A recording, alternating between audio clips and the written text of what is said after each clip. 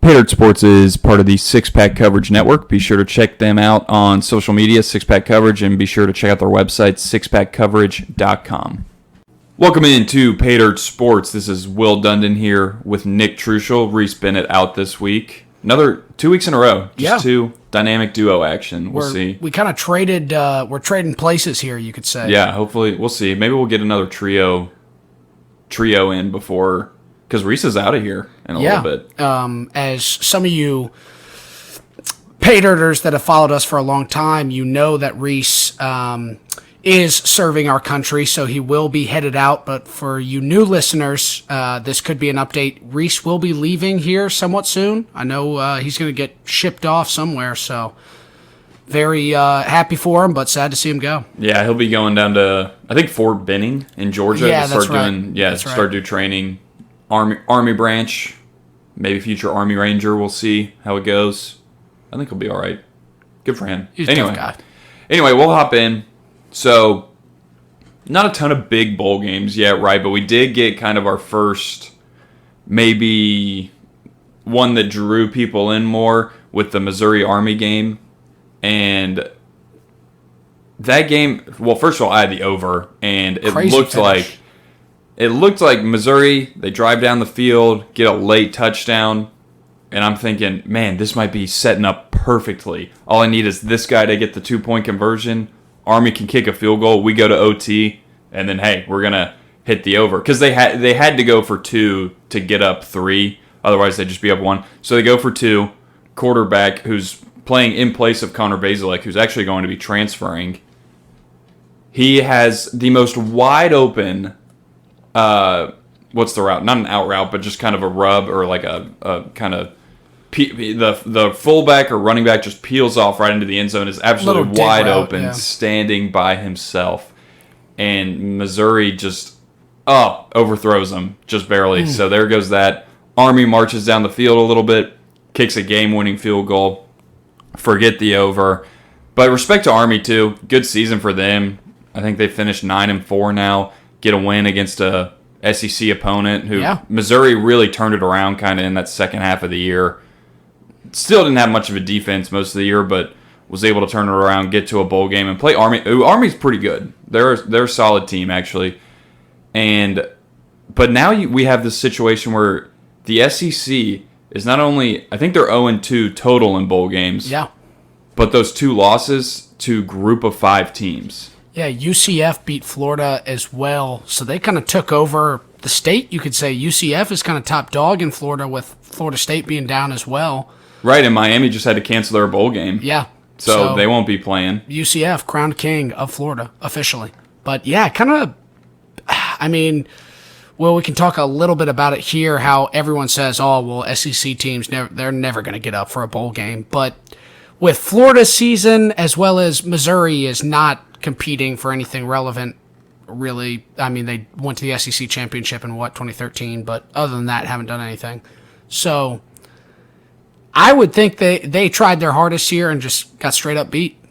Oh, they definitely did. And Florida's a little different situation. Yeah, just because you have an interim head coach and everything. But I mean, the argument ever where someone tries to make that these players aren't trying or don't care, especially in a game like that Florida UCF game. Yeah, Florida, different situation again because they have an interim head coach. A lot of guys are in and out. But when you're playing UCF, who it's kind of turned into this, it's not a rivalry because they haven't really played or anything, but knowing that you're playing for kind of that state pride, especially with UCF always talking about how they think they're the best team in Florida, and Florida not even really acknowledging it. And then they come in, it's like, okay, we got to put up or shut up, basically. Yeah. And then they come in and lose. I just don't believe, and I don't believe that in any game. And the only teams, maybe one team that I think a bowl game ever is a letdown or guys don't get up for is truly Alabama. If it's any other team, you have no reason to not get up. Even Clemson. I think Clemson's going to be up for their bowl game this year. Oh, yeah, definitely. They're not going to a natty, but they're going to be fighting for their 11th or 12th win, whatever. They want to win. You know? I mean, I don't see... Because people tried to make that argument with Georgia last year when they were going to go in and play Cincinnati, and that ended up being one of the best bowl games. Yeah, it did. Of the entire bowl season. So the whole people don't care about bowl games. I'll tell you, I know Tennessee cares about the bowl game that's coming up this week. Oh yeah, Music City Bowl. I know I'm fired up for that. Yeah, exactly. So I mean, unless you're a team that is going to a national championship every year, you have a dynasty. A bowl game is not a letdown for anyone. Yeah, in which dynasties are very rare. So I'd say across the board, most teams are going to be getting up. I mean, you can really only say one or two teams every 10, 20 years is really competing for a national championship. Year in and year out. Yeah, and really that doesn't even happen too often. So teams get up for bowl games. Definitely. I agree. Anyway, but like we said, SEC is now 0-2 against group of 5 teams. And we have another matchup with Auburn, an SEC team, and Houston, a group of 5 team tomorrow, Tuesday, the 28th. And I'll tell you what, that's a game I circled as a game before bowl season that was a group of 5 game team that was going to beat an SEC team. Yeah. Because Houston, sitting at 11-2? They're, ranked number 20, I believe, and Auburn has kind of fallen off the wayside. Obviously, they just lost Bo Nix. The season did not finish how they wanted it to, so I don't know if they're going to have the team chemistry and kind of fight left in them to go out there and beat Houston, who's going to be hungry for this game. It is going to be tough because it's the Birmingham Bowl, so there's going to be a lot of Auburn Tigers there, but Houston's hungry for this one. I would not be surprised if they end up winning outright. And see, like we just talked about teams not getting up for games, I wouldn't relate that here to Auburn necessarily. I think Auburn is more so their situation is they're a defeated team. Yeah. Things haven't gone the way they've wanted to. Morale. They're just everything's low. Which that's different than it's not different than up. just being like, oh, we don't care about this. It's like we suck. We can't play hard because we just can't bring ourselves to care. You've been going down a you've been going down a slippery slope, and now you're kind of just limping to the finish line, and it's like, okay, do we even want to be here anymore? Right. So a little different than, say, they were 10-2 and they were playing in this game. I think they probably have a little more pride in it. Yeah. But anyway, I think Houston, Dana Holgorsen, former West Virginia coach, guy loves offensive firepower. I can really see Houston winning this game. And I think I'm going to pick them to win. I don't know what the spread is on this game. But Auburn, I don't even know. The backup quarterback that played against Alabama that actually had a pretty good game, is he okay? Is he healthy? Because I remember him limping off the field essentially in that game, but I don't know if it was very serious or what. So, yeah, I'm not really too sure. That's going to be a question mark. Yeah, we'll see. But I'm trying to remember Houston's quarterback. I want to say Tune or something. I think that's right. Clayton Tune, maybe? Yep, C. Tune right here. Yeah. I think it's Clayton Tune. I like him a lot. I watched him. I just remember watching like a random Thursday or Friday night game, either last year or the year before, kind of one of those Group of 5 or Conference USA games, whatever it is, or American games. I can't remember. And they can light it up. They can get hot. They're very streaky, what I noticed, especially kind of when they played Cincinnati in the Conference Championship. You saw them kind of right off the bat or pretty soon get some touchdowns, get the ball moving, but then Cincinnati kind of took control and stopped that from happening. But a game that'll be really exciting. We got a couple others coming up. Mississippi State plays Texas Tech. That's good. Mike Leach. Yeah. Going Revenge back. game. Yeah, maybe a little bit of a revenge. Actually, very much so a revenge game. And Mississippi State is a 10-point favorite there. Whew. See, that's what I saw. In Memphis. I saw that, and I like Mississippi State, right? But I have no idea how Texas Tech is. Minus 10. That's so many points. That's a lot. For two teams that you don't... teams that aren't that good, that are double-digit favorites, you have to watch out for. Oh, yeah, because you never know when they're just going to play crappy and when their guys are just going to have a bad game and could end up losing this game. I could easily see Mississippi State losing this game or at least keeping it very close. Right. We've got a couple other not really too big of games, NC State, UCLA, Minnesota, West Virginia, but really I wanted to talk about some more of these Wednesday and Thursday games. Clemson, Iowa State, and then Oregon, Oklahoma on Wednesday are going to be really fun to watch. those are that. Yeah, Wednesday I feel like is when it really kicks off. Yep. You got a couple big name programs going at it. Clemson, Iowa State. I don't know if Iowa State's in that same boat as Auburn in a way, because they had a lot of they've got skill. They had kind of aspirations of. Did you actually see what Matt Campbell said in his interview?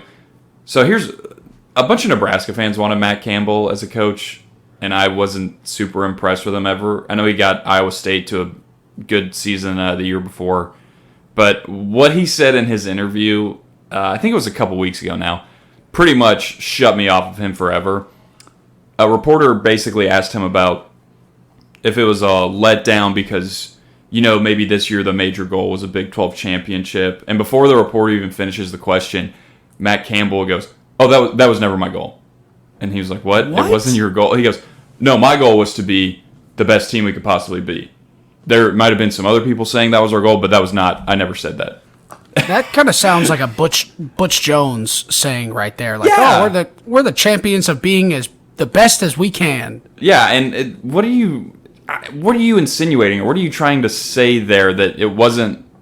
Are you trying to make yourself look better, saying it wasn't a failure of a season? Because it was. If you're Iowa State, you had a great year last year. You beat Oklahoma. Like, you were one of the better teams in the Big 12. You had a lot of hype. You had a quarterback coming back. You had one of the best running backs in the country. Yeah, your goal is every team's goal, in my opinion, unless you're totally rebuilding, is a conference championship. Yeah, I'd say that's fair. Or at least a division. Tennessee's goal next year will be to win the East. Yeah. Georgia is obviously in the driver's seat and everything. But if you ask Tennessee, hey, what's your goal this year? It's going to say to win the league, to win the East, or win the SEC, Yeah. Like, just because it might not happen doesn't mean that's not your major goal. What's your goal? What would you do if you asked a player, hey, what's your goal this year? And they're like, win like 7 or 8. Yeah, that'd be cool. Make a bowl. like Boca Raton Bowl would be pretty sweet. I mean, if you're Vandy and someone asks you that and you say, we really want to make a bowl game, that makes sense. That's a because you're in complete rebuild, not even rebuild, just the dark depths of college football. So they're in a different position, but teams like Arkansas, Ole Miss, Tennessee, I mean, those teams have a bright future and want to take that next step, and I say that's the next goal. Right. I totally agree. And so to get back on track, I'm kind of wondering if Iowa State's in that same kind of lane as Auburn. We'll see. I don't know. I could see them. I mean, Brock Purdy's still playing quarterback for him, I believe. Yeah. And I've always liked him. He's been there a long time, but I thought he has a heck of an arm. But Clemson's defense, that's what I think is gonna. It could be the difference maker. I think Clemson runs away with this, and they end up with what looks like a really good season. Yeah. After everyone was freaking out early in the year. They're never going to win anything. The dynasty's over. Hey, they're only going to have 3 or 4 losses. This is going to be a win for Clemson. Another double-digit win season. You can't really be mad. Anytime you win 10 or more games, no one's going to be that upset. But I will say maybe it is the end of the dynasty because of all the stuff going on with Dabo and NIL deals, hating on all of that. And he's saying it's changed. He doesn't seem like he wants to adjust to everything, to all these signings and commitments and NIL deals and stuff, and people being able to transfer anytime they want. So yeah, he's even had some quotes back in the day. I think it was 2013, 2014. If we start paying players, I'm going to retire from college football. He's still around, but hey, maybe he'll hold up his end of the deal here soon. Yeah, and I wonder what he was thinking paying players would look like at that time. Because it's not like the school or the NCAA is paying players, but they're being able to make their own money, essentially. Which someone, I had someone mention this to me. I don't think they realized what they were saying. But for some reason, they were like, well, we should start fining players if they can get paid now. And I was like, well, you can't do that because the NCAA is not paying them. You're essentially just letting them get a job while they play football. Yes. So that'd be, that doesn't allowing make them that'd be to like use their name and likeness. That'd be like if you fired or find a high school player. Seriously, like if he works at McDonald's or something, and you said, "Well, you got a job. He can pay for it." Yeah. No, I think that's not the right way to do it at all. But then we roll into Thursday. North Carolina, South Carolina, that'll be fun. A little border rivalry going on there. Both teams kind of on the cusp of being pretty good. Right, and North Carolina definitely kind of a letdown season for them, but still have the players, have the talent. Mac Brown's coaching them. But man, still got a good recruiting class too. Right, and South Carolina, Beamer, just playing Beamer ball, baby. Yeah.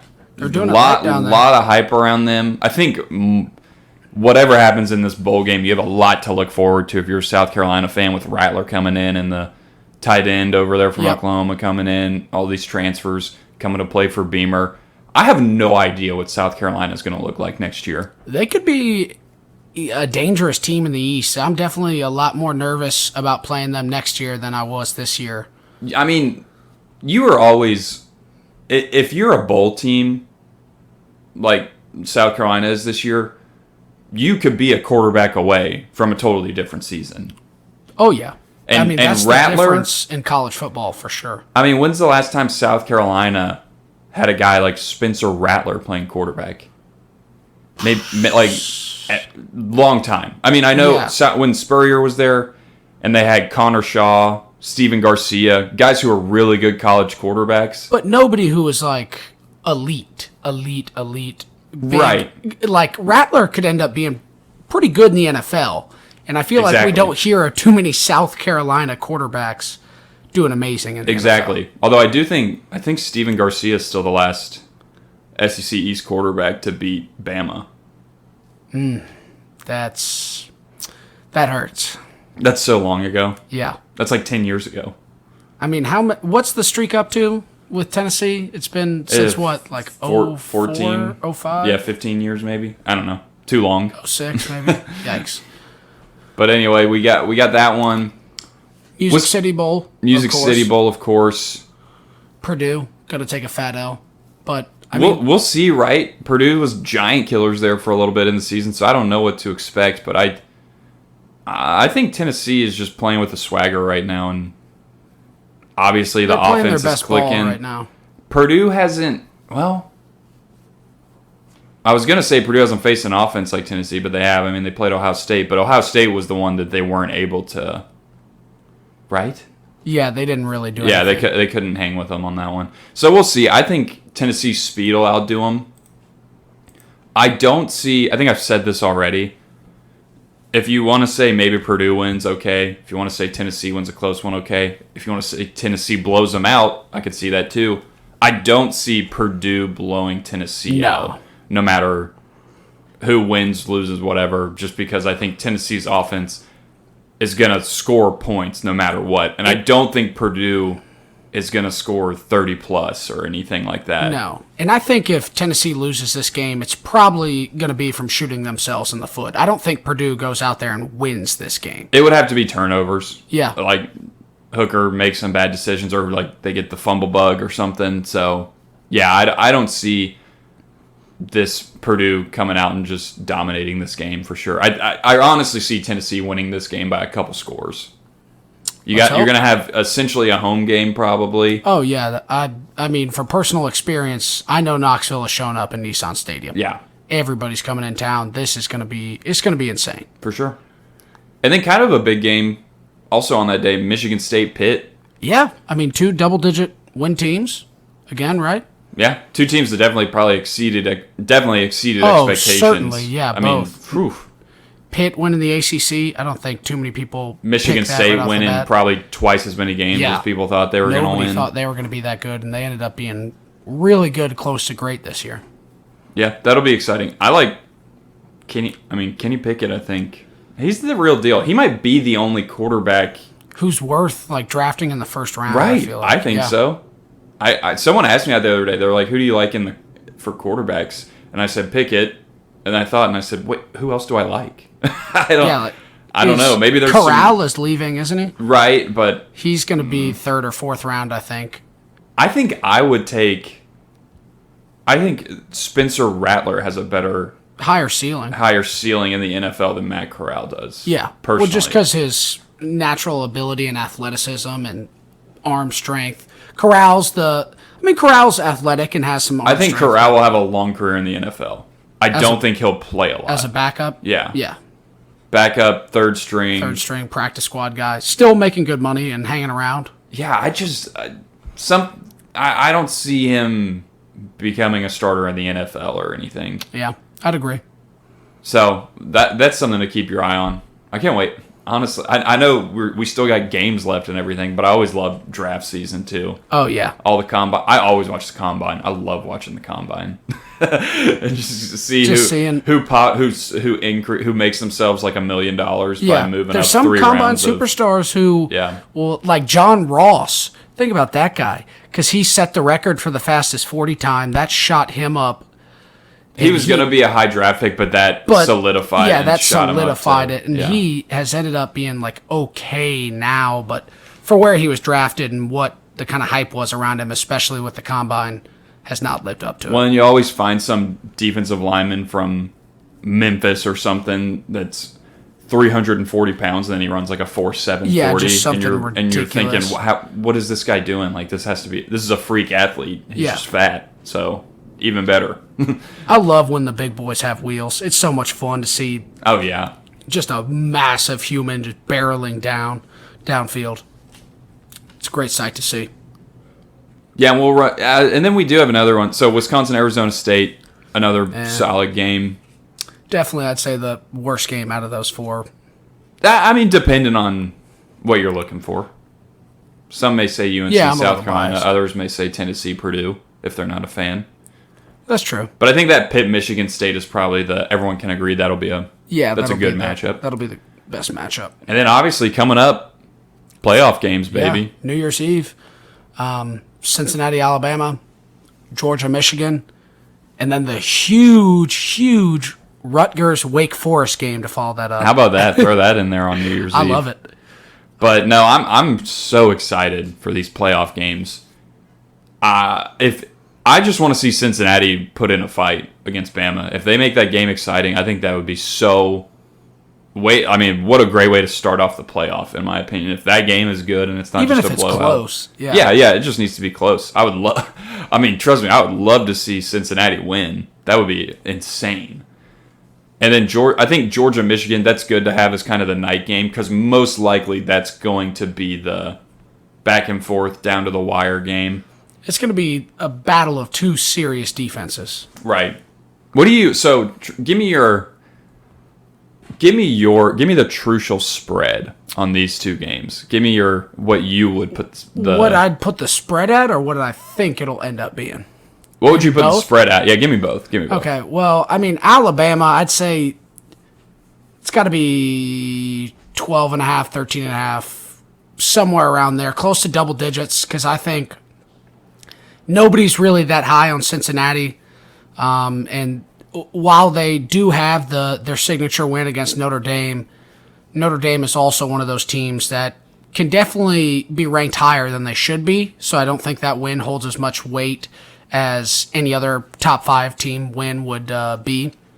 So I think that'll be a little bit more. I think it probably is the game is going to end up right around there, with Alabama winning by double-digit points between 10 and 14, I'd say. So I think it'll be a little bit closer than people think, but we'll see. And then Georgia, Michigan, it's probably going to be like -1.5, -2 Georgia, I'd think. Just because of that SEC bias, we see it a lot in Vegas as well. Well, not even really. Well, we're not going to get into the argument of SEC bias right now, but I think Georgia's going to have that little bit of a favorite over it, even though they are technically the lower seed. And I think it's going to end up being kick a field goal to win by 1 game. I think this game is going to be really, really tight the whole way. It's not going to be too much scoring because Stetson Bennett, Cade McNamara, they're not really like superstars and aren't going to be scoring a lot. They both have great running attacks, but these defenses are going to show up and it's going to be a tight game. Yeah, I agree. I think I could see Bama end up winning by 17 or 21, but I think if that happens, it's what they have done kind of all year. Mm-hmm. It's kind of a close game for a while, and then they score like 2 touchdowns in a minute at the end of the third quarter, fourth quarter, or whatever. But again, I'd like to see. I mean, I really want to see Cincinnati. I'm cheering for Cincinnati, so I would love to see a good game. And I agree with the Georgia-Michigan thing. I could see anything happening. I think if Michigan can run the ball early, right away at the beginning of the game, I think they win. But I don't know, because we look at both of these quarterbacks on Georgia and Michigan, and you don't know if one of them doesn't come to play or makes a couple mistakes early, that's the game right there, in my opinion. So we'll see. I mean, McNamara, I think you can count on one hand how many picks he's thrown this year. So that's something to take into account. I really just like their 1-2 punch at running back with Hassan Haskins and Corum. I think that's dangerous. But again, both of them, Georgia and Michigan, have their average to above average quarterback with a bunch of weapons at receiver. So defense is going to be huge in this game. Run game is going to be huge. We'll see how it goes. My pick is I think Michigan wins. I think Michigan steals it from Georgia. But I agree with you. I think Georgia's probably the favorite. Is it up there yet already, the line? Yeah, let me pull these up here. So Alabama minus 13.5. Boom. I did not look at that, I swear. UGA minus 7.5.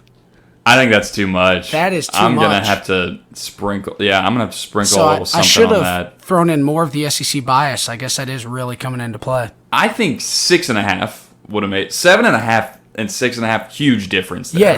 Yes. We know how many games end up being won by 7 and not 8. I don't see Georgia winning by that much. I'll be shocked if they win by more than a touchdown. I really will. And like you said, I think I could see it being a last-second thing. So we'll see. Man, I'm excited. I'm really excited for the playoff this year. I think it's not necessarily the most competitive playoff, right? Because you look at Alabama and Cincy. But I think so many people are excited to see that group of 5 team get a chance in the playoff that more so than ever since the playoff has come to be in the last 7 or 8 years, whatever it's been. I think this is going to be one of the most watched playoffs we've had. Oh, yeah. Because it's very different than what we've normally had. But, well, not very different. Well, you do. I mean, but you don't have Clemson, you don't have Notre Dame, you don't have State. Or Oklahoma, you know. So you do have, I mean, Georgia's been there before, Alabama's been there before, obviously. But Michigan and Cincinnati. Those are fresh faces. Very fresh faces, right? I mean, yeah. So I'm excited. College football, man, I'm going to miss it. I already miss it because it's not the same. We're not getting a ton of games during the weekend right now. So, did you see? Last thing I'll say real quick before we kind of go into our next segment, a bunch of the Barstool employees, El Prez included, have been tweeting at Scott Frost and Husker Football Nation to come play in the Barstool Arizona Bowl. That would be insane. I mean, there's a couple of Husker Twitter accounts I follow that are tweeting out, we got to do this. People, what do you think about this? What do you That'd be so dumb. No, somebody get hurt for something that means nothing. Right, and you have guys have been at home sitting on their couch the past. They're not in couple game weeks. Shape right now. No, I mean maybe. No. It's just there's nothing that really comes. That's essentially a scrimmage, really. If they went and played it and then won, it would be the funniest thing ever. Yeah. I think, but you can't just stay. Yeah, I'm sure some guys have been working out maybe, but I bet the majority of guys have been taking a serious break. Oh yeah, and I mean I'd expect nothing less. Just a couple weeks after the season, after grueling. Well, plus you have some of those guys who are getting ready for like the combine or for pro days and everything. So that I don't even know if you would have enough guys want to do it. There were some players on Twitter saying, "Hey, I'd love to come play. I'll catch a flight back right now," including Samari Toure, who's probably one of the top draft prospects for the Huskers. So that he loves to play ball. But yeah, there's no way it happens. But I did find it a little interesting and. Glad to have kind of the Barstool people on. Seem like they're kind of becoming fans of Husker Football Nation. Yeah, probably partly Will because Compton. He talks about it all the time, and we talk about it all the time. Best 3-win team in the country. Yeah, I mean, that alone has added a lot of... Big Cat, love tweeting about it. All those Barstool guys, they found it fun. So, but anyway, so Trusha, you had a good segment idea for us that you texted me and Reese. And just go... I've heard it before. I've seen it on Twitter. The team I think you're going to talk about is one that is kind of an obvious choice. But go ahead and explain kind of what your idea was. So this idea came from one of my buddies. Shout out to EJ. We used to work together. As I'm watching a Dolphins pick six, I have the Dolphins defense in the championship in my fantasy. Wow, that's unreal. That's huge for me. But back to it. So my buddy EJ sent me this post on Instagram about why is there not a 30 for 30 on the Urban Meyer Florida Gators 06 to 09 or 2010 about. And that got me thinking, why don't we talk to the boys a little bit? I know we all have our opinions on who are the greatest football teams and such, but I thought this was a fun little twist on it, on who we think, what teams out there in college football deserve to have a 30 for 30 the most. So I'll kick us off here, and then Will, you can follow up. I know you came prepared with a pick, but as you guys already know, Urban Meyer and those Florida Gators were insane. So they won the national championship in 2006 as well as 2008, both with Tim Tebow at the helm. But, I mean, it was a lot more than that. The rosters here are just insane. I'm not going to talk about the 2006 roster too much just because the 2008 one has a lot of the same players and is probably even better. But we had Cam Newton and Tim Tebow on that Florida Gators team. Chris Rainey, Jeff Demps, Percy Harvin, Riley Cooper, Aaron Hernandez, Mike and Marquise Pouncey, Maurice Hurt, Marcus Gilbert, Carlos Dunlap, John Brown, Brandon Spikes, Joe Hayden, Janoris Jenkins. I mean, that's like double-digit, very good Pro Bowlers, most of them in the NFL. That's a lot of names that are big for just being in the NFL.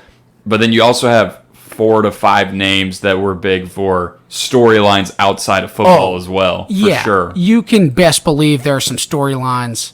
And it's so weird to think about this because we have such a opposite dynamic with Tim Tebow being such a godly man, very Christian, never really had any scandals, never had anything crazy. And then you had guys like Riley Cooper, Aaron Hernandez. I mean, Aaron Hernandez was Tebow's roommate, right? Yeah, they were like best friends.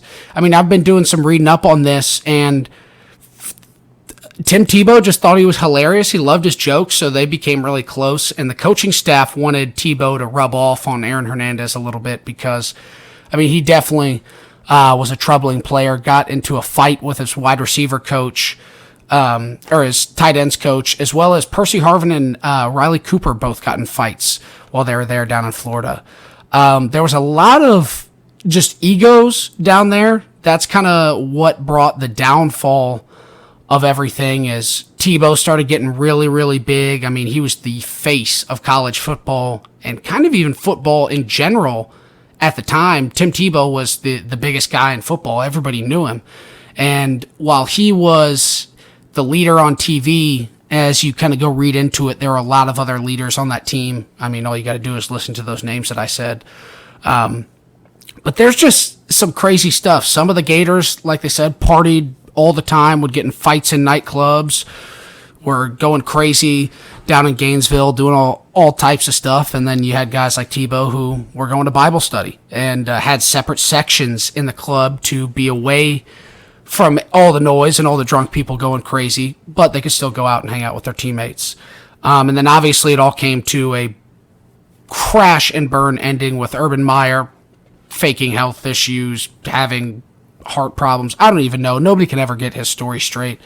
But basically just kind of falls apart, even though they were still having great recruiting. Like I said, the egos got too big. And I think it'd be really fun to really dive into some of those big names, like I was talking about in tell their stories, tell Aaron Hernandez's story, tell Riley Cooper's story, Percy Harvin, Tim Tebow, Urban Meyer, the coaching staff.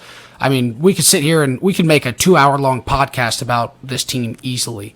So I think, and it honestly probably will come out eventually, I bet, because it's like the most talked about 30 for 30 that hasn't happened yet. So I'll be interested to see. But yeah, that's pretty much what I had, Will. I know you had another 90 or a 90s team in mind. Why don't you go ahead and fill us in? Well, and so real quick, wasn't there something like 30 to 40 guys in jail on that Florida team? Yeah, so there was all kinds of DUIs, fights, and Urban Meyer and the coaching staff actually hired chaperones and security guards to go out with the team and watch them to ensure that they were being, whatever, trying to not get in trouble really is what it was. He led it to believe, we're just making sure these boys are doing the right thing. But it was more about, hey, they let them do what they want, but just make sure it doesn't get out in the public eye. Right. Real quick, I want to give as we watch this Monday night game, shout out to the Vols, because I just saw you had Kamara, Marquez Callaway, and Ethan Wolf all in on the lineup for the Saints. So 3 out of the starting 11 players for the Saints offense, and they're from the Vols. Anyway, so yeah, obviously, this has been, I've thought there should have been a 30 for 30 on this team for a while, and they actually were making one. So I don't know what happened. I'll explain in a second. But obviously, I'm biased. But the 90s Nebraska dynasty of national championships from 94, 95, 97, almost got one in 93. Apparently, they were making a 30 for 30. It was on the news in Nebraska. Some guy was working on it. I don't know whatever happened to it, but it would have been awesome. So, obviously, the 95 Huskers are considered the greatest team of all time in college football. Average winning margin of around 39 points. I think beat something like 4 top 10 teams. Played Steve Spurrier's Gators, who won the national championship, I think the next year. Beat them 62-24 in the national championship with quarterback Tommy Frazier, who's known as kind of one of the biggest Heisman snubs ever. Not only that, but you had, it was the Royd era kind of still, so you had all these crazy dudes on, I think of the Peter brothers that were just juicing hard. If you ever want to just get hyped up or be entertained by some Roid Rage football, look up Christian Peter pump up for like the 94-95 season. And it's just him yelling. He's in like an empty room, and it's just him screaming. And apparently it was like a hype video for the team. He gives it, he's making it for the guys to all watch before a game or something, and it's insane. But it gets you, man. If it doesn't make you want to run through a wall, especially if it's one of your teammates, I don't know what does. But anyway, one of the biggest storylines of that is the whole story of Lawrence Phillips, one of the best college running backs of all time, and arguably the best running back ever at Nebraska, and that includes the Heisman winners, Mike Rozier, Amon Green, guys like that, Amir Abdullah, whatever. Lawrence Phillips, super kind of troubled guy, kind of one of those guys Tom Osborne and Nick Saban have the same idea on. It's, if I kick him off the team, then where does he end up? Yeah, type thing. Goes downhill from there. Phillips, he had been suspended multiple times, but then got to come back, everything. But anyway, he assaulted women, had multiple assault charges, terrible anger issues, super high draft pick, tried to bounce around the NFL, maybe even played a little Canadian or arena or something like that. But I think he was a first-round pick. Anyway, just couldn't ever get it right, ended up going to jail. The craziest story, I'll give a couple stories. So the first one I'll give is actually when he gets in jail.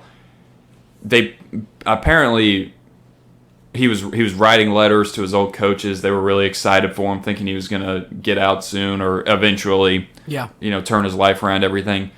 Apparently they put him in a cell with some like serial murderer or like rapist or something bad, basically. And so what ends up happening is Lawrence Phillips kills the guy, if I'm remembering this right, in the cell. And what is assumed to have happened is, it was one of those things one of them was going to wake up the next morning and one of them wasn't, so what's going to happen? But so that he is now, I'm pretty sure, in prison for life because of that. So crazy story there. And there's so much more to dive into on that. If you ever want to, there's been plenty of articles about him and like real stories written about it. So definitely something to research. Well, he's dead, isn't he? He might be now. I think he killed himself. Yeah, I think he did. Yeah. Yeah. There you go. He hung himself. Yeah. So anyway, besides that though, this is a story I sent to you and Reese. Oh yeah, this had me dying laughing. So like I said, terrible anger issues, assault charges. So Lawrence was dating this girl or not dating her anymore. I don't know. He hears she is at another dude's dorm or apartment, and he's obviously pissed off about that, right? Not cool. He goes in, she's in there with a dude, another player actually, from the team. And, Lawrence, not to get too graphic, but, he beats her up. I think he drags her down the stairs, everything. Yeah, that was the main story. He was dragging her all around. Right. So, obviously terrible. Obviously he got charged with everything, all that stuff. Suspended. But the wildest part of that story, the player's room she was in, Nebraska then quarterback, now head coach, Scott Frost. Insane. Could you imagine the star running back, the star quarterback? Well, he wasn't not star quarterback yet, but yeah. Yet, still, that's crazy. Well, it's just, it's almost too full circle or small. Obviously they both, it's a Nebraska documentary, so it's not crazy, but crazy that that's who it was. What happened, yeah. But then, obviously you can run into the whole, after the pure dominance, you can run into, Frost. He had actually gone to Stanford originally and then transfers back home, then gets to start, I think in 96, doesn't quite do it. 97, they split the national championship with Michigan. Also, be a good time for Nebraska to clear the air and let everyone know that Michigan didn't deserve to share that national championship with them. But we can get into that later. Anyway, besides that, you had, I think the 94 team, the 95 team is thought of as kind of the best team of all time. But a lot of the players, the seniors from that 94 team always talk about how they could have whooped the 95 team and it wouldn't have been close. Which you did have some pipeline guys, some guys in the trenches.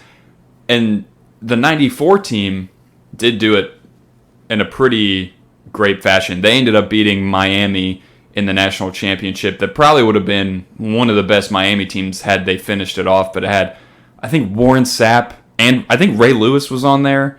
Which also made me think, man, Ray Lewis was in the league for a long time. Because this is like 94, a young Ray Lewis on Miami. Anyway, so that was a great year. They did the 2 quarterback system. So that's another story you can get into is Brooke Behringer, the backup quarterback, who actually split time as Tommy Frazier dealt with blood clots.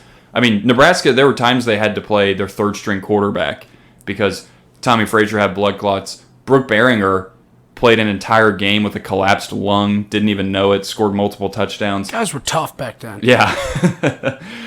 And then the whole Brooke Behringer story, there has been a documentary on the Big Ten Network about him. He died in a tragic plane crash.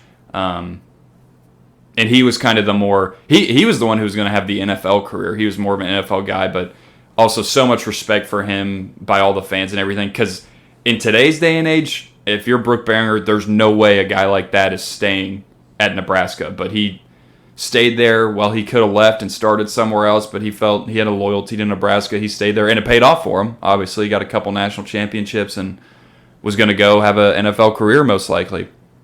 So anyway, that's kind of my 2 cents. I don't even know how long I talked about that, but there's so much to break down, and I think, like I said, it was a 30 for 30 that was in the making, so I don't know whatever happened to it. Maybe if Nebraska gets good again, that would be something they would look back into, especially with Scott Frost. It'd be easy to kind of promote that. So, yeah, but that's my take. I think Florida is the obvious choice with, gosh. There's just so many stories. So many more. Like the Nebraska guys I mentioned, there's definitely some people that won't remember them or may not know them as well. The Florida guys, everyone's going to know. Yeah. If you watch football, notable. You know pretty much everyone that I named earlier on that Florida team. Pretty insane.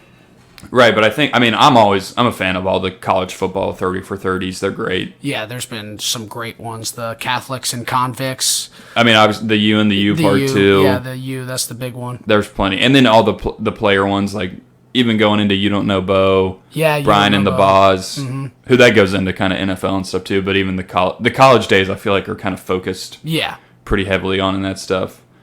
Even like the SEC, like I love the Book of Manning, the SEC storied one. But anyway,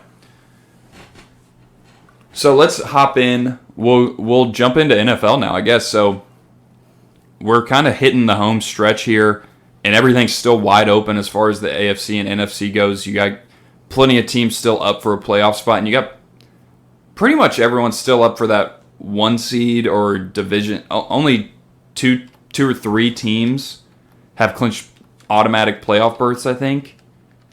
Yeah, the Cowboys did, and then the Chiefs did, right?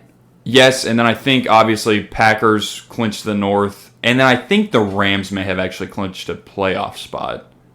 That sounds right. Because I think they've already got 11 wins, so they're pretty much in. And then, but on the AFC over there, yeah, you have the Chiefs, and they clinched their division. That's pretty much it. I mean, you have other teams that are most likely going to be in there.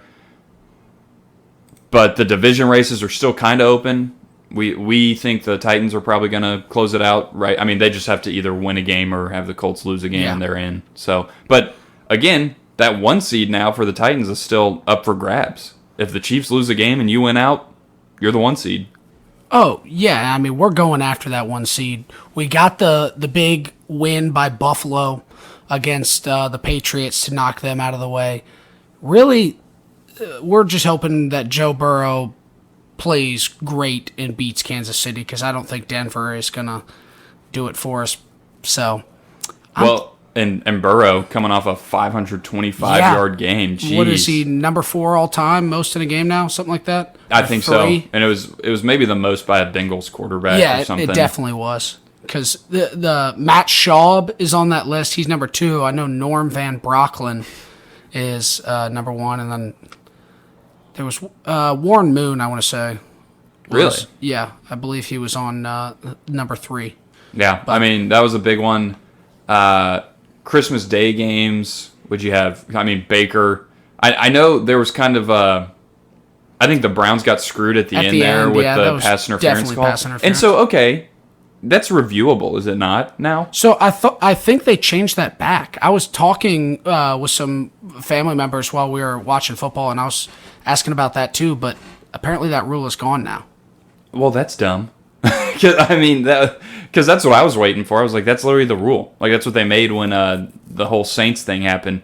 Because, I mean, the dude, not only did he pull on him and he, like, slingshotted himself to make the pick. Yeah. So, I mean, it was clear defensive pass interference. Yeah. All that said, however, Baker I mean, played terrible. if you're Baker Mayfield, it's like, okay, maybe I shouldn't throw Don't three throw the picks 3 other before ones, that. yeah. And we're in this game, and we're winning this game. The other one, what was it? Arizona and Indianapolis? Was we were hoping that was the Christmas night game. We were hoping for a Cardinals win there, because that would have secured the division for the Titans. But Colts staying red hot. Yeah, they are making me more and more nervous to possibly see them in the playoffs. Yeah, that one surprised me a little bit, but I'm not too worried about it. I think the Titans will be able to take care of business. Yeah. They're going to win 1 game for sure. And I don't know who the Colts have left. I think we'll win the division, but I just hope we don't. Because we've swept them. I mean, that's a lot of bulletin board material if we end up playing them in the playoffs, if they get into the wild card. For sure. It's tough to beat a team three times. Especially with how hot they are. Yeah. However, Titans could have a healthy King Henry back. Yeah. To get into that really quickly, there's been reports that to shake the rust off, Henry might be coming back week 18. I mean, that's what I would assume, and right? The fact that those reports are coming out basically says to me that, all right, everything is going exactly how, if not better, what the doctors and the team wanted to see. If there's reports of him possibly coming back for the regular season, if things weren't going well, I'd say they would have already shut it down. So I'm thinking the light at the end of the tunnel here is coming soon.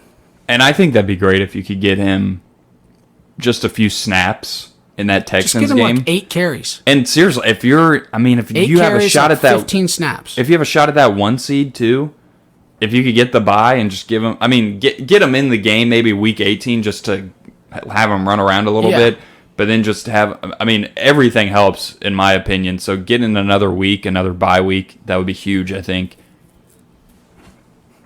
But yeah, also Buffalo really impressed me. Yeah. They look like what they were kind of supposed to be this whole year, and now they're leading the East. Yeah, which everyone is funny. kind of thought, well, they were 7-6 and had really fallen down the rankings with the Patriots playing so well. I don't know if the Patriots, they might be kind of falling apart here at the end of the season. Mac Jones hasn't looked as good. Defense hasn't looked as tight. Miami's breathing down their neck here. They're playing right now to be 8-7 and only a game behind both New England and Buffalo. So it's going to be a tight finish to that division, but I'm thinking the Bills might end up pulling this out. I kind of thought the Bills were going to have a down season at the beginning of the season, and it looked like they were going to, but hey, they might have righted the ship similar to Kansas City when everybody was counting them out, and look where we are now. The Patriots, to me, I may have said this before, I can't remember, but the Patriots, to me, are kind of the Iowa of the NFL. Now, I think Mac Jones, I think the quarterback play for the Patriots is probably better than Iowa in college football. But they've won all these games basically from just wearing down teams or letting them make all the mistakes and just kind of going with the flow of the game, letting other teams make mistakes. And, Bill Belichick's king of that, especially he's going to try and do that when you have a young quarterback and a good defense. Yeah. But I don't, even when they beat the Titans, I came away from that game thinking, this team is not better than the Titans. Yeah, they're very beatable. They are, in my opinion. But anyway, what were some of the other games? I'm trying to think. We talked about Ravens-Bengals. Rams-Vikings was kind of a crazy finish. It looks like the Rams were going to blow them out. But then the Vikings kind of hung around a little bit more and took it down to the wire. Some crazy plays in the Jets and Jaguars game. We saw an offensive lineman score a touchdown from the Jaguars, a nod to Jeff Saturday recovering the fumble from the quarterback, Trevor Lawrence, in the end zone to score. And then we also saw Zach Wilson in that game bust about a 40-yard run, probably the most athletic play he's ever made in his career. I think it was the longest. Yeah, I think it was the longest run by a Jets quarterback or something ever. Or maybe the longest touchdown run. Yeah. I don't know. Something like that. Because, he was making guys miss, barreling through people into the end zone. It was a nice flash of brilliance from somebody that hasn't impressed this year. We can also talk about the Buccaneers and Panthers. Panthers have completely fallen apart. We saw Cam Newton. He got kind of pulled with Sam Darnold coming back and actually playing, which everyone kind of thought their defense was going to be really good at the beginning of this year. They had some weapons. They were 3-0 and then have completely fallen apart. Injuries haven't helped. And speaking of injuries, the COVID stuff has been going crazy right now with all these. How many people did the Ravens lose? Like 12. The Browns were down like 7. Titans just put 5 guys on the COVID list today. It's ridiculous. It's every team right now, and it seems like every sport. I know the NBA is having to pull up and you're getting AAU kids to come play. Like, it's been crazy. Well, and you're getting bowl games canceled and everything. It's ridiculous. I'm hoping the Music City Bowl does not get canceled. That would be a heartbreaker. If it does, maybe that's what will end all the COVID crap, is Tennessee fans rioting. They were able to get, whatever. They were able to cancel all the coaches that were on the seats, so maybe they can cancel COVID, honestly. We are a powerful fan base. One game that we needed to talk about real quick, Seahawks-Bears. Nick Foles, holy cow, straight from the Super Bowl, throws the 2-point conversion to go up in the fourth quarter. And he's back. Heck of a catch. Yes, hell of a play. Who was? I can't remember who it was. A guy I didn't necessarily recognize. But anyway, the Seahawks are trying to push this dude out of the end zone. It looks like they Bird. Yeah. Tyler Bird. And isn't he his name? just slide. You're thinking of Vols Tyler Bird, I think. Whoops. Sorry about that. But anyway, I mean, the dude just gets his feet down somehow. I mean, awesome play. In the snow, too. Yeah. Nothing like a good NFL snow game. But yeah, Foles comes in, leads them down on like a 68-yard drive and gets the 2-point conversion. Calls game. I mean, are you kidding me? But yeah, that was awesome. Steelers-Chiefs. Steelers didn't have a chance, sadly. Nah. I mean, that Big game Ben is done. These games for the Titans, that's what really haunts me. Like, losing to the Steelers and Jets. And that's been our MO. I mean, all you have to do is have won one of those games and you're in first place. If we just could have beaten the Texans, the Jets, the Steelers. Like, bad teams. Yeah. Bad teams. I don't care what, like, the Steelers, yeah, they're stingy, they can hang around. They're not good. They're not that good, and Tennessee is better than them. I mean, obviously, you had a ton of guys out, not playing. Maybe if you have A.J. Brown in that game, that's a game you win. I don't know. But just disgusting to think about. There was another game. Scroll down there real quick. I wanted to see. The Cowboys Redskins game, or football team game, excuse me. Excuse my language. Dak Prescott, 4 touchdowns. His first multiple touchdown game in like a month, too. And he has 4 of them. People were talking about him being the MVP this season, the first like 3 or 4 games through, too.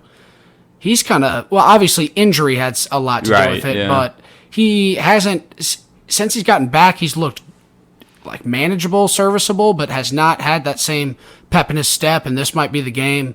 All right, Dak is back, and the Cowboys are dangerous. They looked good, and whatever they were calling up was just working, too. Like, if you look at all those touchdown passes he throws, I mean, guys are wide open. And off the play designs. Trayvon Diggs had another interception for number 11, right? Yeah. And then obviously, I'm sure a lot of people saw Jonathan Allen and Deron Payne getting in the fight on the sideline. Which again, those guys were college teammates and everything. It's not as big of a deal as probably the press wanted it to be, but it is. I mean, just a bad look, obviously. But when you're getting beat down like that, it's easy for tempers to flare and guys to get upset and start, you fall apart on the sideline, kind of like the Lakers. But yeah, no, I think I saw Big Cat say, and I totally agree with it. I think Deron Payne gave Allen the finger point to the temple, and that's like the most aggressive finger point of all time. Like it is great. Like it's when you're a little boying somebody. Yeah, it's gonna be. It's going to be on site, as the kids say. They meant business. But like you said, they were college teammates. It's like they're friends. Anybody that knows sports knows how emotional and how fired up and intense these games get. So tempers get flared. I'm sure it's fine. Yeah, I'm not worried about it. But so Trushell here, I think it looks like we might have a little shorter of an episode today, just because there's a lot. I think there's a lot coming up this week that we're excited for. We don't want to. But give me your picks. Too much. Let's go. Give me your picks for the college football playoff real quick. Just these 2 games we got coming up. Who you got? So straight up or spread? Give me both. Okay, so I'm taking Bama money line and the spread. Honestly, at 13.5, I think they win closer to 14 than I do 10. I'm so close to saying Michigan money line, and honestly, screw it. Michigan money line. You can take the points if you want, but go chase that big win. There's value there, I think. I was just looking at it. It's like plus 250, plus 240. You could probably get a little bit higher. You can get the Michigan outright natty winner at like plus 575. I think that's probably the best value pick. Could be. Like, I don't know if they are good enough to beat both of them, but you're not going to find odds for the other guys like that. No. I mean, Cincinnati, obviously, but I don't know who's picking them. So, yeah, let's say Michigan money line. Shout out to Toe Batista. I hope you guys actually do something this year.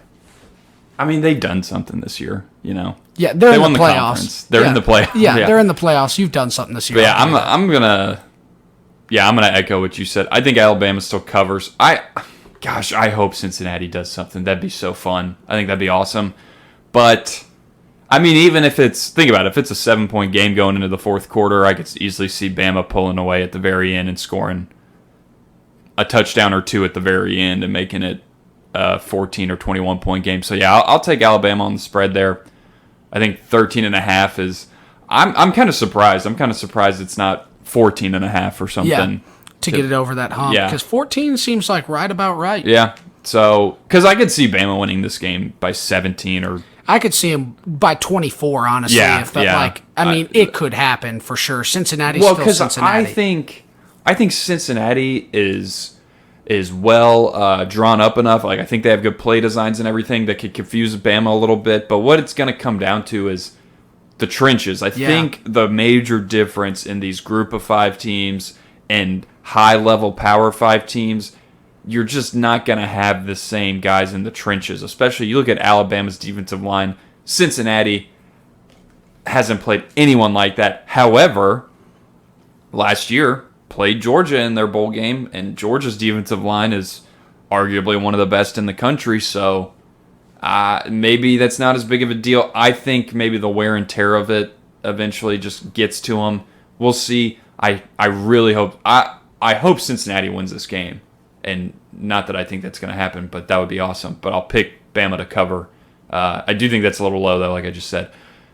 And then I'm going to pick Michigan moneyline as well. However, maybe that's more so because I kind of want Michigan to win. I mean, I think Michigan will win, but I could see any and all things happening in this game. I could see a blowout on either side. I could see a close game on either side. I don't know. We'll see.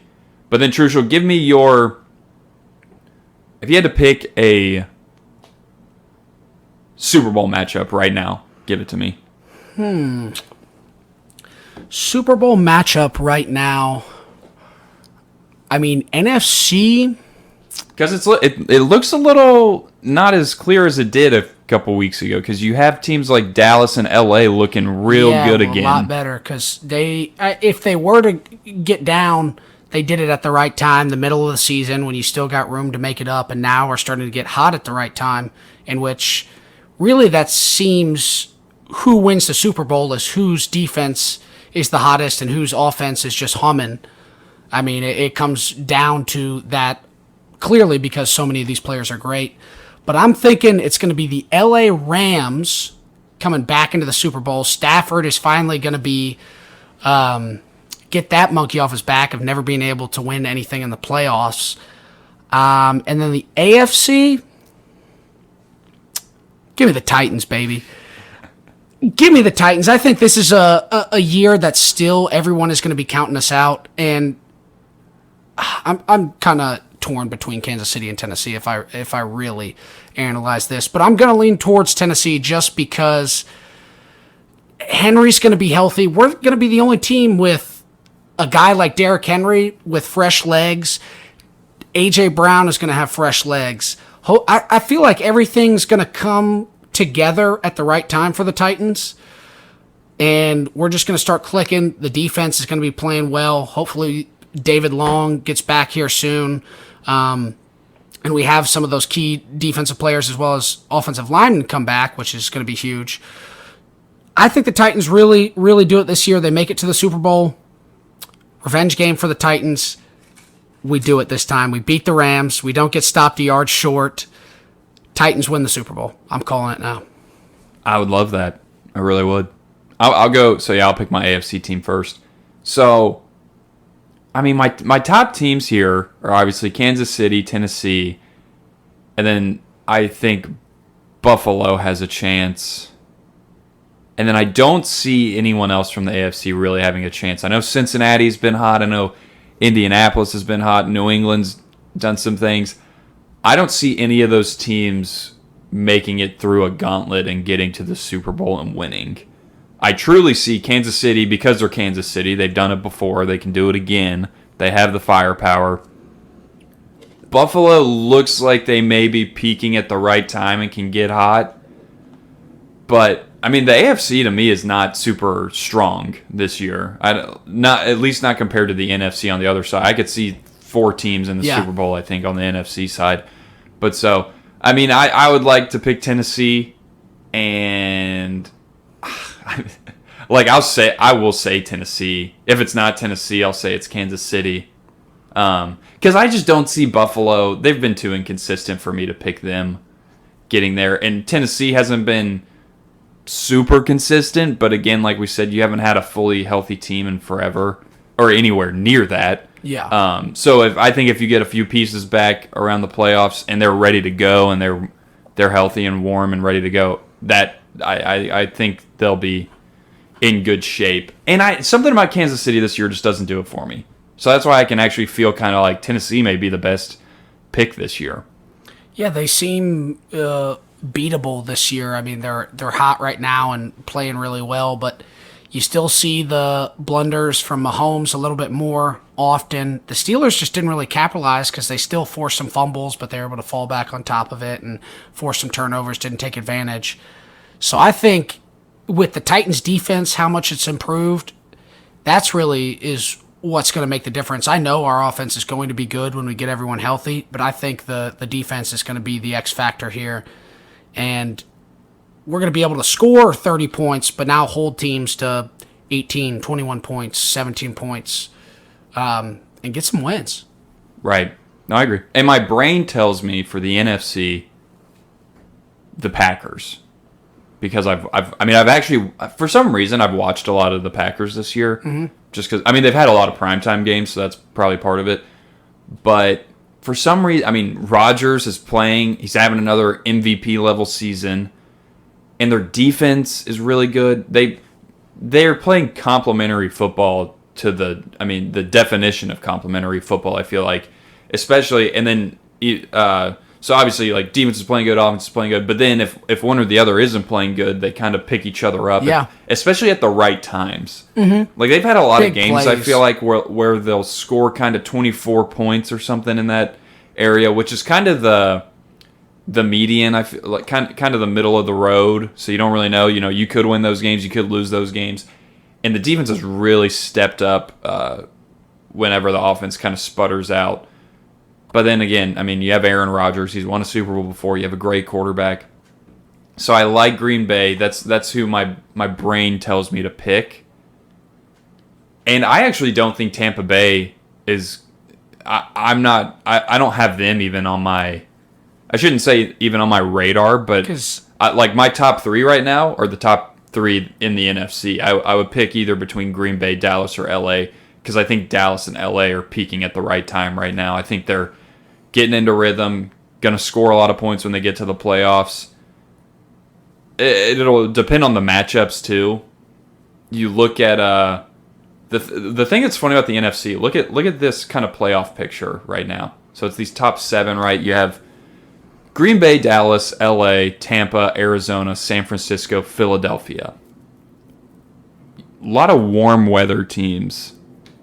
Yeah. So think Arizona, about that. San Fran, Tampa Bay, LA. So besides Green Bay and Philly, everybody else. Yeah, and I don't think any of those teams are necessarily worried about Philly. Besides San Francisco would be.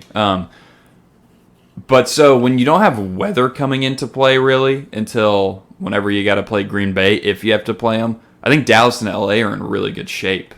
Yeah, if they get them early. Yeah. Just something to think about. Some people may not think that's a big deal. I think it's kind of a big deal. That's kind of. I think it's funny that definitely has a big effect on games. I think it's funny that 6 of the 8 NFC, or 5 of the 7 NFC playoff teams currently play in domes or play in super warm weather. So something to take into account. So I'm going to pick Green Bay, Tennessee. I'm going to pick Tennessee to win, I guess, because I'm a Titans fan. So don't hold it against me. But NFC playoffs, I'm excited to see that. Yeah, I think that could be all over the place. It's going to be interesting to see where everybody shakes out. I think Cincinnati can make some noise. I just think you're too young to really make a run yet. Yeah, Burrow's, he's not there yet. I think Burrow's really good. You could argue, someone can make the argument he's a better quarterback than some of the guys on the other top playoff teams right now. However, I just think you got to have a little experience. Yeah. Even Tannehill, he's been to an AFC championship. He's played in playoff games. He's won playoff games. It's just different. Burrow, obviously, I think he talks about playing in the SEC stadiums being way louder. And I probably agree with that. But there's more people in them for sure. It's a different environment, I feel like, in the playoffs and the NFL. Also, think about all the eyes that are watching you on national TV too. I think that still is in the back of your head a little bit when you're do you think so? I don't know. I maybe. I don't know. I think when you have the already 60,000 people surrounding you, that's already enough to get you going. And then in the back of your head, you're thinking, oh man, there's another million people at home watching this too. All these cameras are all around me. I think that still goes through some of these rookies' heads. Or not Joe Burrow isn't a rookie, but younger young guys, players' yeah. heads. Yeah. So could play a little bit of an effect there. The rookies and young QBs we know throw bad interceptions. So Burrow hasn't really been too much of that this season and has really cleaned up a lot of it, but playoffs are different, like you said. The nerves are there and you can make mistakes. Man, how about some of these? I'm just looking at the rankings. How about some of these teams like, I mean, obviously the Raiders kind of fell off, which makes sense after everything, but dude, the Chargers, there was a point in the season where I thought the Chargers, crushed by the Texans. Early in the season, I think I said the Chargers are the best team in the NFL. Like, because they looked so good at the beginning. 8-7. Yeah, now they're 8-7. Not even. I mean, obviously, still in the hunt, and yeah, they're knocking. It's gonna be hard for Baltimore to hold on. I think so. We'll see because they're both their injuries. Yeah, they're both 8-7. So, I mean, obviously, there's anything could happen there, but we'll see. Trucer, you got anything else you want to mention? No, I think that's about it. I mean, we covered most of what I wanted to talk about in the NFL, really. I'm just excited to get through some of these bowl games. We're back to college football being every day now, kind of when we get into that part of the season where there's Maction on Tuesdays and stuff like that, which is awesome. But NFL-wise, I'm excited for the Titans to get the W against the Dolphins next week. They're going to be fat and happy off a win against the Saints, hopefully. And hopefully I end up with a dub in our fantasy championship as well. Could use that nice little paycheck. Yeah, we'll see. And also, I mean, pretty soon we'll start talking a little more basketball, but shout out to the Vols beating Arizona. That was, I guess, about a week ago now. So I think it was right after we recorded, maybe a day or two after. So crazy game because Arizona tied it up twice after we were beating the crap out of them. Early in the game. I mean, but the thing was, Tennessee was playing such good defense, but they weren't scoring a ton. So yeah, it's still that seems to be the thorn in our side every time. We'll play great defense, but then we'll shoot 25% and 18% from three. So definitely frustrating to be a Vols basketball fan sometimes from the offensive standpoint. But where we're at in the season, ranked top 15, can't complain right now. It'll be something to take a look at in about a month. It's still not really. I mean, I'm watching college basketball, but in about a month, I'll be watching it pretty much every day it's on. So I'm excited for that too. NBA, obviously, as well. Oh, yeah. Pretty fun. Grizzlies got a big dub against Sacramento, beat them by 25. And then they are playing Phoenix tonight, which is going to be, it's in Phoenix. That's going to be a tough game. Well, and what's crazy is by the time I really start paying attention to the NBA, it's like halfway over, you know? Yeah. I mean, All-Star weekend's in February, so I'll probably have... But that's when the games start mattering. Yeah, that's true. I like having it on. I like watching it and keeping up. Yeah. But it's, I don't know. I can't follow it as closely when there's NFL going on, but definitely... Well, and... Sorry, I didn't mean to cut you up. NBA is just different for me since probably 10 years ago, 15 years ago, is when I really enjoyed the NBA. Yeah. It's not the same for me. I don't know. I mean, D. Wade, Paul Pierce, LeBron, Kevin Garnett, Ray Allen, the early Thunder teams, D. Rose. Well, and there's not a lot of defense played in the NBA. Yeah, but every team averages 110 points a game now. Right. Even 15 years ago, I mean, there were some. Teams were still scoring 100 points sometimes, but it's funny watching... If you ever go back and watch the Last Dance documentary and seeing games that are like 85-78 or something. In the fourth quarter with like a minute left. Yeah, and you're like, that would never happen. It's so bad today. Well, yeah, because the games were physical. You were allowed to hand check. You could... Yeah, there weren't all the immediate technical fouls and... Well, and part of it, too, is how skillful... The three ball and how skillful offensive guys are today. It's so hard to truly lock a guy up one-on-one. No matter who it is. I mean, even if it's a bench guy, even if it's a six man or something, it doesn't have to be LeBron. Like, guys just are more skillful with the ball, and more athletic, honestly. Yeah, a lot of the kind of street ball has carried over dribbling-wise and handling-wise for a lot of these point guards, and it's tough to keep them in one area when the ball, they got it on a string and they're just floating it around everywhere. So it's tougher to stay in front of people. When I think like overseas and in Europe, the focus there, because you don't have... They don't care about defense over there, really. They don't have the athleticism for the most part that is in America, so they focus a lot on the skillful part of the game. Think back to a guy like Manu.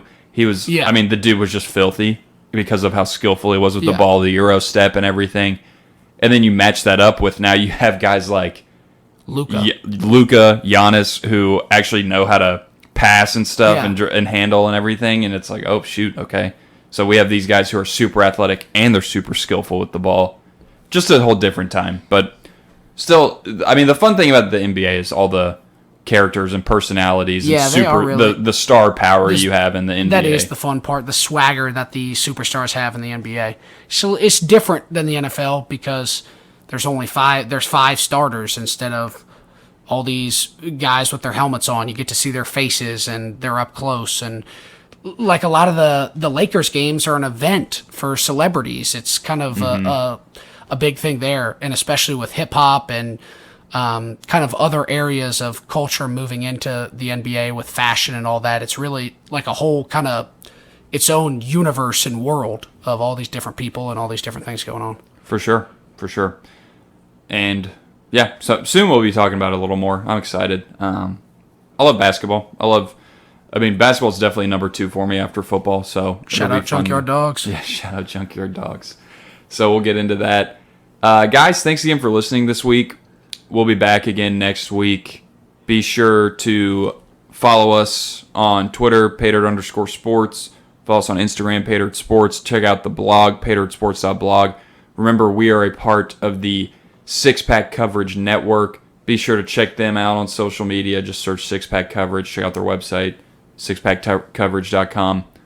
Lots of good stuff up there. Articles. They got not just sports, but fitness, travel, food, all kinds of stuff. So be sure to check them out. Guys, thanks again, and we'll catch you all next week. See you next week. Pay Dirt out.